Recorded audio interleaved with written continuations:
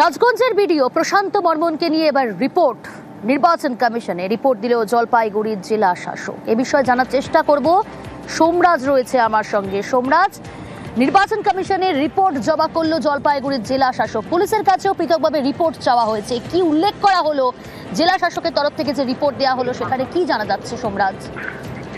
দেখো, জলপাইগুড়ি জেলার জেলাশাসক যে রিপোর্ট দিয়েছে সেই রিপোর্টে বলা হয়েছে যে পুলিশের থেকে তিনি রিপোর্ট চেয়েছেন, জলপাইগুড়ি জেলা পুলিশ এবং পাশাপাশি রাজ্য পুলিশের থেকে তিনি রিপোর্ট চেয়েছেন।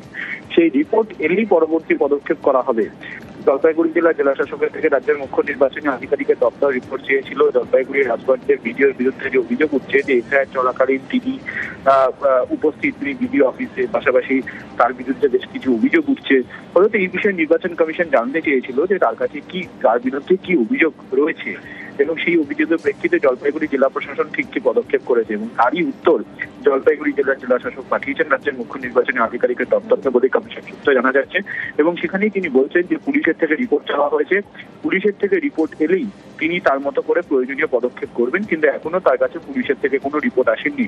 অর্থাৎ জলপাইগুড়ি রাজগঞ্জের ভিডিওর ব্যাপারে যে অভিযোগ উঠেছে সেই বিষয়ে বিস্তারিত রিপোর্ট তিনি পুলিশের থেকে চেয়েছেন, রাজ্য পুলিশ এবং জলপাইগুড়ি জেলা পুলিশ থেকে। সেই রিপোর্ট এলেই তিনি তার পরবর্তী পদক্ষেপ জানাবেন রাজ্যের মুখ্য নির্বাচনী আধিকারিকের দপ্তরকে, তেমনটাই কমিশন সূত্রে খবর, অন্তত তেমনটাই রিপোর্টে বলা হয়েছে। বেশ সোমরাজ।